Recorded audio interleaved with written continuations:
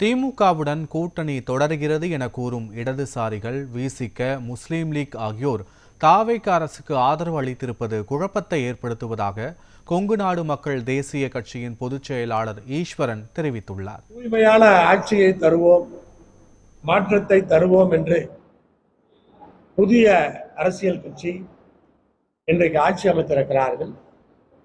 அவர்களுக்கு எங்களுடைய தமிழக வெற்றி கழகத்திற்கு எங்களுடைய வாழ்த்துக்களை தெரிவித்துக் கொள்கின்றோம். அவர்கள் தூய்மையாக நேர்மையான ஒரு ஆட்சியை நடத்தினால், ஊழல் இல்லாத ஒரு ஆட்சியை நடத்தினால் முதலிலே சந்தோஷப்பட்டு வாழ்த்துபவர்கள் நாங்களாகத்தான் இருப்போம். அதே போல இன்றைக்கு கம்யூனிஸ்ட் இயக்கங்களாக இருந்தாலும், விடுதலை சிறுத்தைகளாக இருந்தாலும், முஸ்லீம் லீக் கட்சியாக இருந்தாலும் நாங்கள் திராவிட முன்னேற்ற கழகத்தின் தலைமையிலான கூட்டணியிலேயே தொடர்கிறோம். ஆனால் இந்த ஆட்சியை ஆதரிக்கிறோம் என்கிற நிலைப்பாடு நாமெல்லாம் அறியாதது, இதுவரை கேள்விப்படாதது.